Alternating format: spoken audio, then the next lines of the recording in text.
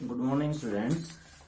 तो आपकी फरमाइश पे आज हम थर्ड चैप्टर शुरू करते हैं। ठीक है, पहले तो आप फिफ्थ कर रहे थे, मैंने सोचा था फिफ्थ करवाते हैं, लेकिन अब थर्ड तो थर्ड। ठीक है, थर्ड हम शुरू करते हैं। थर्ड क्या है? दो चरों वाले रैखिक समीकरणों के युग्म। पहले तो दो चर मतलब दो वेरिएबल की लीनियर इक्वेशन और उनके पेयर ऑफ लीनियर इक्वेशन।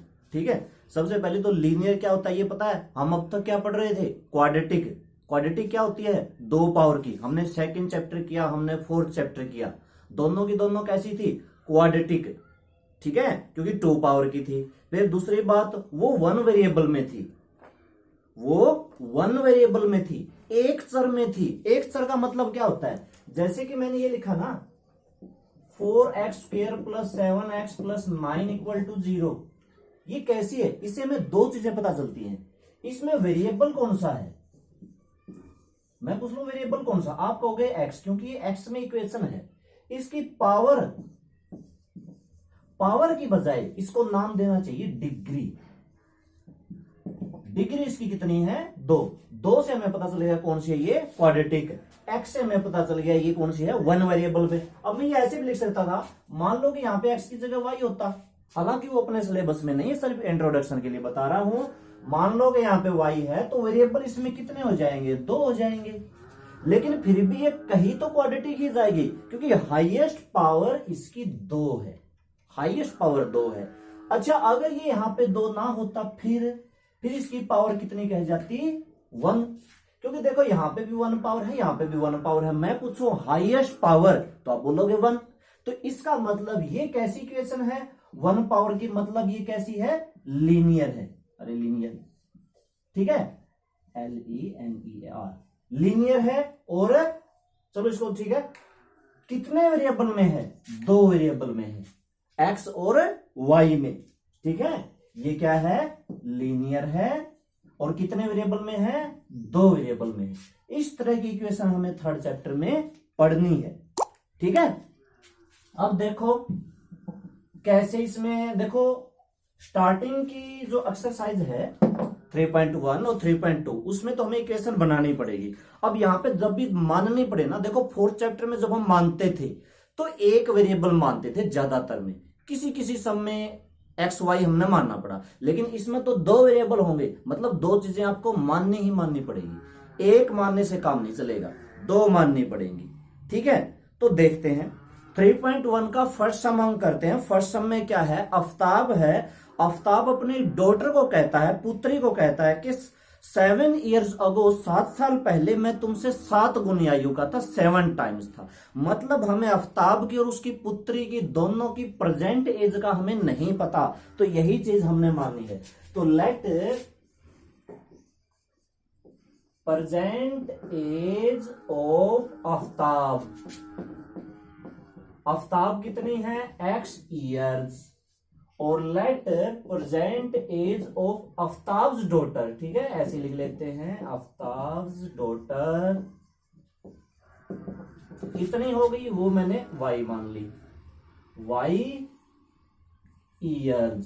ठीक है, हिंदी वाले क्या लिखेंगे? इतना लिखना है, माना आफ्ताब की आयु, माना आफ्ताब की पुत्री की आयु, दो ही लाइनें लिखनी है। ठीक है, अब 7 साल पहले की बात कर रहा है, अभी ये प्रेजेंट एज की बात नहीं कर रहा, 7 साल पहले की बात कर रहा है। 7 years ago, तो 7 years ago, 7 साल पहले, 7 years ago, दोनों की एज कितनी है? बोथ एजेस, मैं यहां पे लिख देता हूं, दोनों की एज कितनी है? आज आफ्ताब कितने साल का है? x साल का। 7 साल पहले कितना होगा? x - 7 का। 7 साल पहले, मैं आज 30 साल का हूं, या 31, 32, 30 का हूं, तो 7 साल पहले 7 घटाऊंगा। डॉटर आज y की है, तो 7 साल पहले 7 घटाएंगे। ठीक है, अब ये कह क्या रहा है? अब समझो, अब समझने की बात आई। क्या कह रहा है? x आज x साल का है, ये जो है कौन है? आफ्ताब है। आफ्ताब की डॉटर की साल कितनी है? y। 7 साल पहले 7 घटा दिया। अब समझो, ये आफ्ताब की एज है, आफ्ताब के डॉटर की एज है। आफ्ताब अपनी डॉटर को कहता है कि मैं तुमसे 7 गुनी आयु का था। 7 गुने का मतलब जैसे ये 70 साल होगी तो ये 10 साल होगी। बात को समझो, दोनों को बराबर करने के लिए क्या करना पड़ेगा। देखो ये बड़ा है, ये छोटा है, आफ्ताब की एज बड़ी है ना, बड़ी नंबर होगी, ये आफ्ताब की डॉटर की है। तो बराबर करने के लिए क्या करना पड़ेगा, छोटे को गुणा करने पड़ेंगे। जैसे कह दो ये 10 है, ये 5 है। अब 10 5 का दुगुना है, दुगुना है तो इसको 2 से गुणा कर देंगे तो क्या जाएंगे, बराबर नहीं हो जाएंगे, 10 बराबर 10। ठीक है, तो वही बात हो गई अकॉर्डिंग टू क्वेश्चन। बस इस बात को समझ लो, according to question x minus 7 equal to 7 और y माइनस 7, इतनी बात समझ लो। x माइनस 7 इक्वल टू 7, ये 7 कहां से आया, 7 टाइम्स 7 गुणी आयु का है। आफ्ताब अपनी पुत्री को कहता है कि मैं तुम्हारी आयु का 7 गुना हूं, पुत्री की आयु का 7 गुना हूं, तो पुत्री की आयु को ही 7 से गुणा करेंगे और इसके आफ्ताब वाले के बराबर कर देंगे। इस बात को समझ गए। यहां पे आके बच्चों को डाउट होता है, सर ये कैसे कर दिया, समझ गए कि नहीं समझ गए।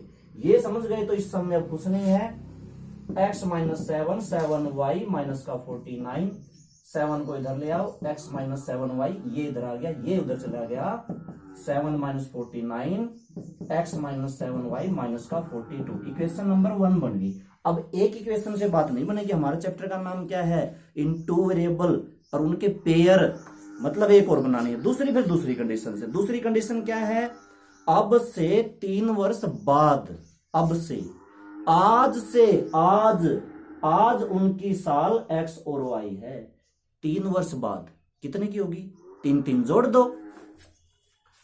After 3 years, after 3 years both ages x plus 3 और y प्लस 3। अब दो लाइनें बना सकते हो। 3 साल बाद आफ्ताब की आयु, 3 साल बाद आफ्ताब की पुत्री की आयु। मैंने थोड़ा सा एक ही लाइन में लिख दिया, 2 लाइनें लिखनी पड़ती, आप 2 बना लेना या 1 बना लेना, ठीक है। अच्छा, हिंदी वालों को कोई दिक्कत नहीं होगी। माना आफ्ताब की आयु, माना आफ्ताब की पुत्री की आयु, 7 साल पहले उन दोनों की आयु, 3 वर्ष बाद दोनों की आयु, लिख दोगे ना, ये तो सेम ही है, ठीक है। तो हिंदी इंग्लिश में मेरे ख्याल से ज्यादा दिक्कत नहीं होनी चाहिए। अब यहाँ पे अब क्या कहता है, अब क्या कहता है आफ्ताब कहता है 3 साल बाद मैं तुम्हारी 3 गुनी आयु का था, 3 टाइम्स। आफ्ताब कहता अपनी पुत्री को 3 गुनी आयु का, तो गुणा किससे करनी पड़ेगी, पुत्री वाली को ही करनी पड़ेगी। यहां भी पुत्री वाली को, यहाँ पे 7 गुना था, 7 से गुणा कर दी, यहाँ पे 3 गुना था, 3 से गुणा कर देंगे। तो अकॉर्डिंग टू क्वेश्चन यहाँ पे 1 लिख लेते हैं, मतलब फर्स्ट कंडीशन, यहाँ पे सेकेंड कंडीशन, x प्लस 3 बराबर 3 y प्लस 3, x प्लस 3 बराबर 3y प्लस 9, और 3y को इधर ले आए, x माइनस 3y बराबर में ये 3 उधर चला गया, 9 माइनस 3, तो x माइनस 3y बराबर का 6, समीकरण नंबर 2। इस तरह से 2 समीकरण बनेंगी। दोनों y देखो कैसी इक्वेशन है, 2 वेरिएबल में है, 2 चर में है, लीनियर है, x की भी पावर y की भी पावर 1, दोनों की 1 1, इसमें भी। ये हमारा इस क्वेश्चन का 1/3 काम हुआ है, 1/3। अभी क्वेश्चन पूरा नहीं हुआ है, अभी सुनो। अभी इसको क्या करते हैं, इसको देख लो, मैं साफ करूंगा। अब मुझे जरूरत पड़ेगी इन 2 इक्वेशंस की जो बन चुकी हैं, इन 2 इक्वेशंस की जरूरत पड़ेगी। और यहां पे मैं लिख लेता हूं x minus 7y equal to minus का 42, इक्वेशन नंबर 1। यहां पर मैं लिख लेता हूं x minus 3y equal to 6, equation number 2। 2 equation की जरूरत पड़ेगी, 2 समीकरण की जरूरत पड़ेगी। अब हम क्या करते हैं, सुनो, सबसे पहले समीकरण 1 लेते हैं। समीकरण 1 से 1 मैंने लिखी, x माइनस 7y बराबर में माइनस का 42। आप क्या करो, x बराबर 0 रख दो, रखना आता है x बराबर, x की जगह पे क्या रखना है, 0 रख सकते हो, 0। अब 0 की क्या जरूरत है, ये तो 0 हो गया, माइनस का 7y माइनस का 42, माइनस माइनस कट गया, 42/7, y की वैल्यू कितनी आ गई, 6। अब एक काम और कर दो, y को और 0 रख दो।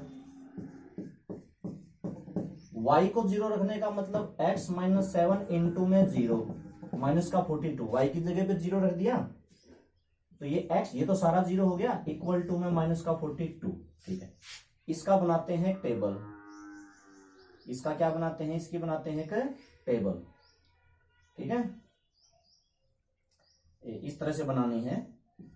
एक्स वाई, एक्स की वैल्यू 0 रखी, वाई की वैल्यू 6 आई, वाई की वैल्यू 0 रखी, एक्स की वैल्यू माइनस के 42 आई। ठीक है, अब इसी तरह से समीकरण 2 लेते हैं।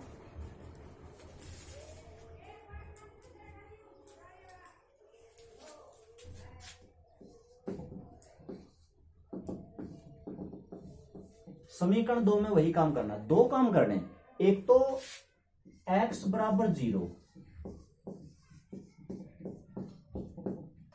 x को 0 रखा, 0 माइनस का 3y इक्वल टू में 6, 0 लिखने की जरूरत नहीं है, -3 को बटे में ले आओ, तो y की वैल्यू क्या होगी, -6/3 या 6/-3 कट के कितना आ गया, -2।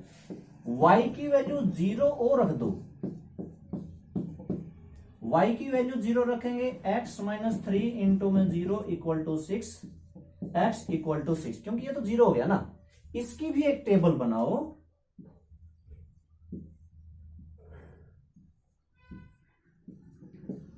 x की 0 रखी, तब y की वैल्यू -2 आई, फिर y की 0 रखी, यहां पे y के सामने वाले लिखो, x की वैल्यू 6 आई तो x के सामने वाले लिखो, ऐसे लिखते हैं, x की वैल्यू 0, y की -2 आई, फिर y की 0, x की 6 आई, तो x की 6, y की 0, ऐसे इसमें लिखा था, देखो x की 0, y की 6, 0 6, y की 0, x की माइनस के 42, 0 - 42, इस तरह से लिखनी है। ये हमारा 2/3 काम होता है, अभी 1/3 और बाकी है, इसको देख लो, मैं साफ करता हूं, उसके बाद अब हमारा काम रह गया ग्राफ बनाना।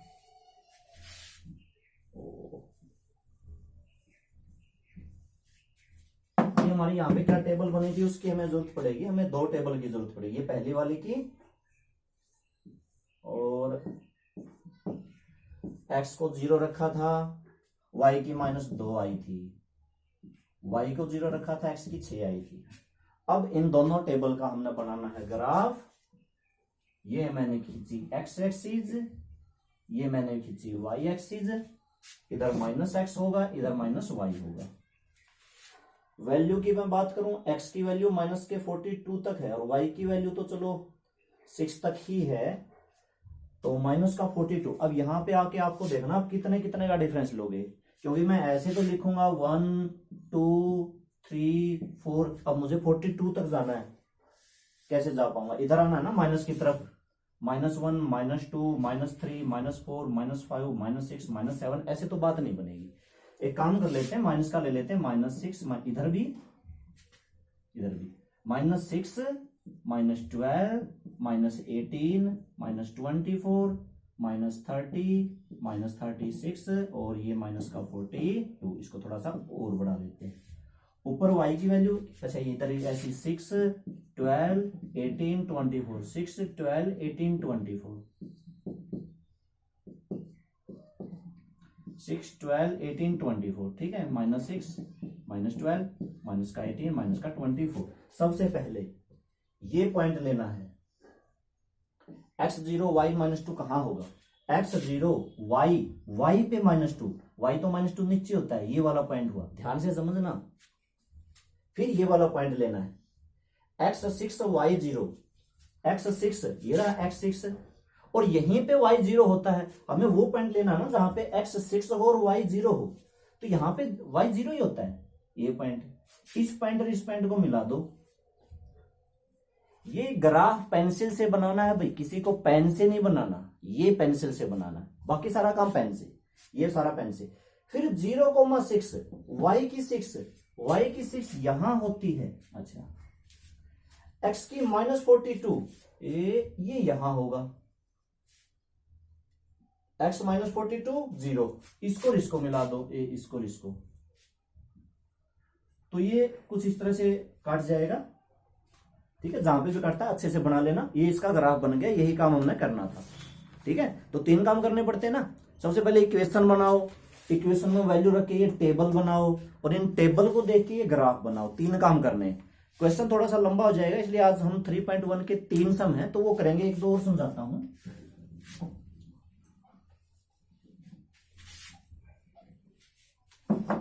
और देखो, और हम इसका करते हैं सेकंड सम, इसका हम लेते हैं सेकंड सम। एक क्रिकेट टीम है, एक कोच है, उसने 3900 में 3 बैट्स और 6 बॉल्स उसने खरीदी हैं, 3 बल्ले और 6 गेंदे खरीदी हैं। फिर बाद में उसने 1 बल्ला और 2 गेंदे, अच्छा इसमें मिसप्रिंट होगी, किसी क्वेश्चन में 2 की जगह पे 3 मिलेगा, मैं बताता हूं कहां पे मिसप्रिंट है। पहले सबसे पहले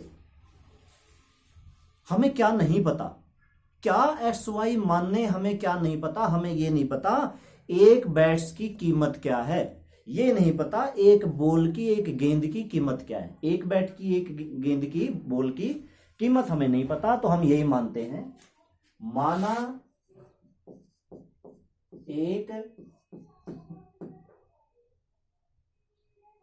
एक बल्ला, एक बल्ले की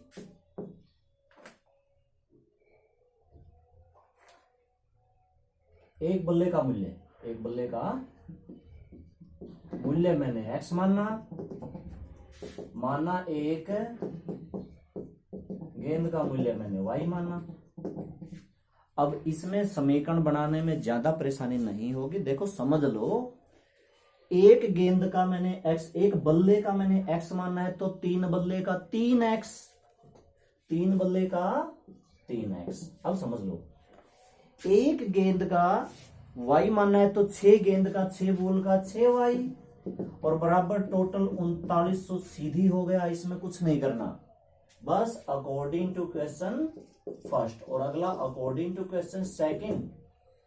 सबसे पहले क्या, ये 3x प्लस 6y क्यों लिखा मैंने, क्योंकि 3 गेंद, 3 बैट और 6 बॉल टोटल 3900 के खरीदे थे, टोटल तो बराबर करेंगे ना। जैसे मैं कह दूं कि एक 3 मैंने बल्ले खरीदे, बैट खरीदे, और एक बैट मान लो 100 रुपए का है, वैसे ज्यादा का होता है, फिर मैंने 6 बॉल खरीदी, बॉल मान लो कि 20 रुपए की है, तो ऐसे करके बराबर नहीं निकालोगे भाई टोटल कितना आ गया, तो टोटल तो हमेशा बराबर करोगे, ठीक है।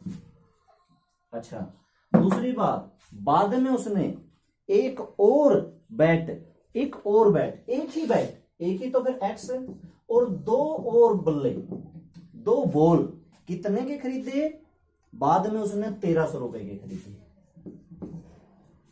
अब मैं क्या कह रहा था, इस क्वेश्चन में अलग अलग है, कई के मैथ में यहां पे 3 मिल सकता है, मुझे पता है, कुछ के मैथ में चाहे नया हो या पुराना हो, यहां पे 3 मिल सकता है, यहां पे 2 मिल सकता है, आप दोनों से ही आंसर निकाल सकते हो, आंसर हालांकि अलग अलग आएगा, ठीक है, किसी में 3 होगा, किसी में 2 होगा, मैं 2 लेके समझा देता हूं, अगर किसी का 3 है तो कोई बात नहीं, 3 लेके भी कर लेना। अब ये 2 हो गया, अगला काम क्या था, वो टेबल बनाना, वैल्यू नहीं रखनी थी एक्स की 0, वाई की 0। अच्छा जरूरी नहीं कि 0 0 रखो, आप कुछ भी रख सकते हो, सबसे आसान रहता है 0 0, मैं इसलिए 0 0 रखता हूं, सबसे आसान, लेकिन कभी कभी 0 रखने से मुश्किल हो जाता है, तब हम 0 नहीं रखेंगे।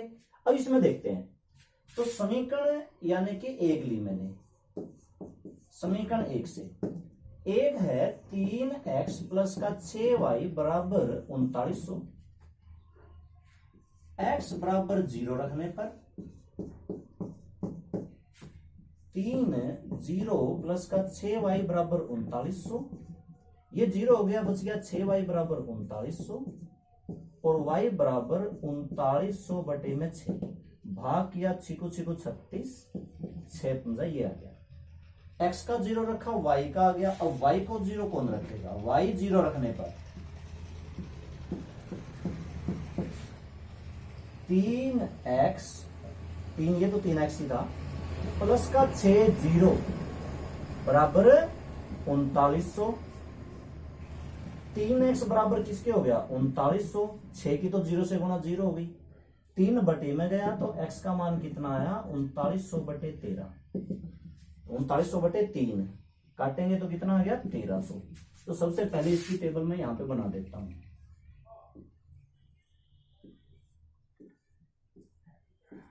एक्स वाई, अच्छा x को 0 रखा तो y की आई 650, फिर y को 0 रखा था तो x की 1300 आई, y को 0 रखा था तो x की, कई बच्चे गलती कर देते हैं, दोनों ही वैल्यू 0 इसमें 0 0 यहाँ लिख दी, 650 1300 यहाँ लिख दी। ऐसा नहीं होता, जो x की 0 होगा x वाली में लिखो, x के सामने लिखो, जो y की वैल्यू है वो y के सामने लिखो, ठीक है।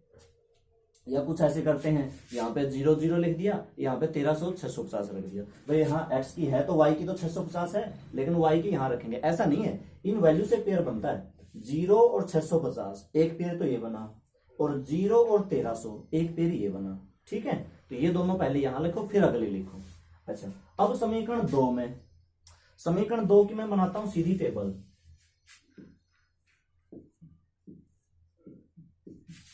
आप इसमें वैल्यू रख लेना, मैंने रखा x को 0, ये हो गया 0, 2 होगा बटे में,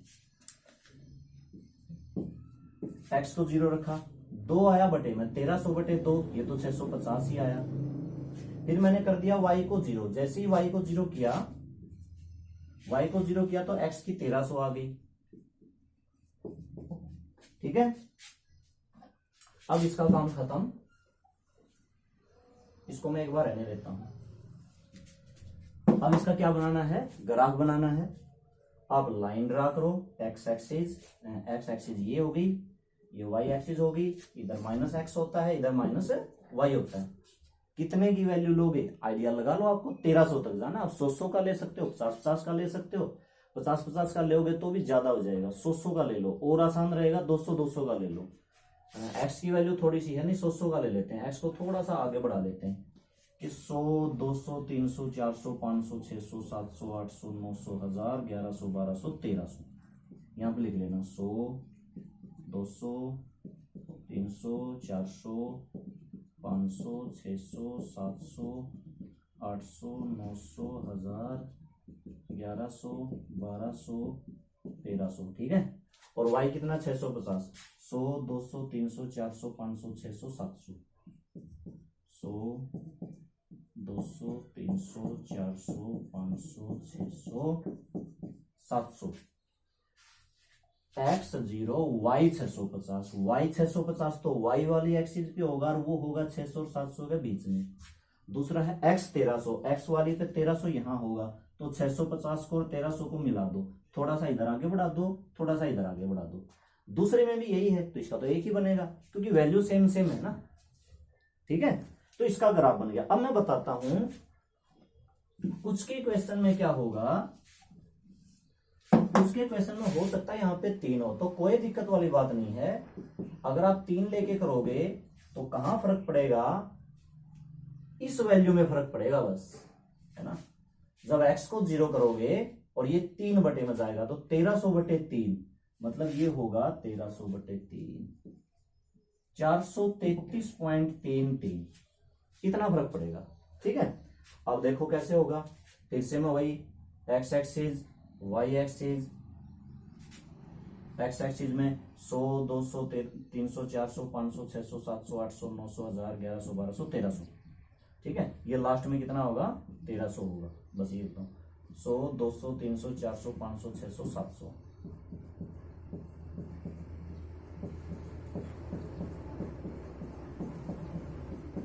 अच्छा, पहले वाली की तो वही थी 650 और 1300, ये बन गई।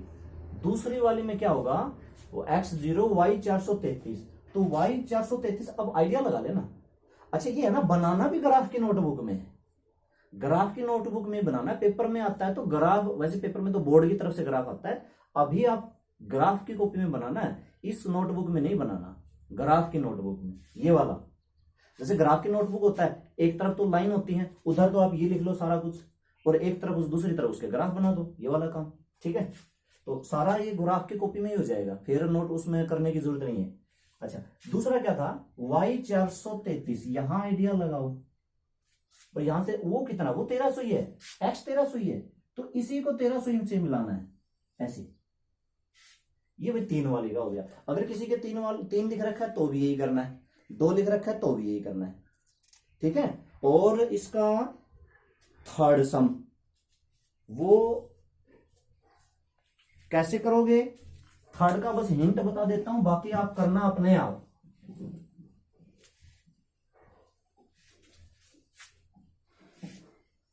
थोड़ा सा बता देता हूं, स्टेटमेंट को बस सुन लो। स्टेटमेंट क्या है, 2 किलोग्राम एप्पल, 1 किलोग्राम ग्रेप्स, और उनका रेट क्या था, दोनों का 160 रुपए था। ठीक है, तो क्या लिखेंगे, हमें क्या नहीं पता, क्या नहीं पता, हमें ये नहीं पता 1 किलोग्राम की मूल्य उसका रेट क्या है।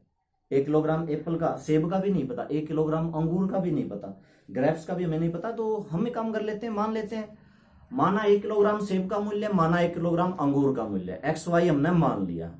ठीक है, let rate of 1 kilogram apple, let rate of 1 kilogram grapes. ठीक है, एक्स वाई हमने मान लिया। अब इक्वेशन क्या हमने, देखो बहुत आसान है, बहुत आसान है। क्या कह रखा है हमने, 1 किलोग्राम सेब का एक्स मानना है, तो 2 किलोग्राम का 2x होगा। बात को समझो, 2 किलोग्राम का 2x होगा। 1 किलोग्राम का इसका मैंने y मान ही रखा है, तो बराबर में 160। ठीक, इतना समझ गए। 1 महीने बाद 4 किलोग्राम एप्पल, भाई एप्पल 1 महीने बाद खरीदी है, रेट वही है, रेट वही है एक्स वाई। अगर 4 किलोग्राम खरीदी जाएंगी तो 4x हो जाएगा, और प्लस में 2y हो जाएंगी, और बराबर में कुल मिला के 300 हो जाएंगे। समीकरण नंबर 1 और समीकरण नंबर 2। बात को समझ गए ना, रेट वही है एक्स वाई। ठीक है, और इसने क्या कह रखा है, स्थिति को बीजगणितीय और ज्यामितीय रूपों में अल्जेब्रिकली और ग्राफिकली, ये जो इक्वेशन बनती है ना, ये अल्जेब्रिकली होती है, ज्यामितीय। इसने 2 चीजें पूछ रखी हैं, इन सिचुएशन को बीजगणितीय अल्जेब्रिकली और ज्यामितीय मतलब ग्राफिकली। तो ये ऐसा है, ये अल्जेब्रिकली है, और इसका जो ग्राफ बनाओगे वो ग्राफिकली यानी कि ज्यामितीय हो जाएगा। ठीक है, तो ये अल्जेब्रिकली है, ये बस इतना ही है। सिर्फ इससे पहले आपको 2 लाइन लिखनी है। 2 लाइन क्या, लेट मूल्य वाली, माना 1 किलोग्राम सेब का मूल्य x, 1 किलोग्राम अंगूर का मूल्य y। ठीक है, वो 2 लाइन लिखनी है। उसके बाद डायरेक्ट ये, अभी जो पता है क्या करना है, क्या करना है, 0y रखना है। एक बार x को 0 रख दो, y की वैल्यू 160 आ गई, फिर y की 0 रख दो, 2x बराबर 160 हो जाएगा, 2 बराबर, टेबल बन जाएगी। टेबल के बाद इसका ग्राफ बनाना है। आज ये आपको 3 सम करने हैं बस, और तीनों सम ग्राफ की नोटबुक में करना, ये मेरी रिक्वेस्ट है। बच्चे कर लेते हैं सर इसमें हम कर लेंगे, हाँ हो जाएगा, आप ये ग्राफ उसको पे बन सकता है, पर करना नहीं है, उसका कोई फायदा नहीं है। पेपर में आपको ग्राफ में बनाना पड़ेगा। जितनी बार भी ये सम करो ग्राफ में बना करो, ऐसे फायदा नहीं है अगर करोगे तो। ठीक है, तो ठीक है, आज हमारे 3 सम हो गए। 3 सम बहुत हैं, थोड़े से लेंथी हैं। ठीक है, आराम से करना, अच्छे से समझ के करना। Okay, thank you.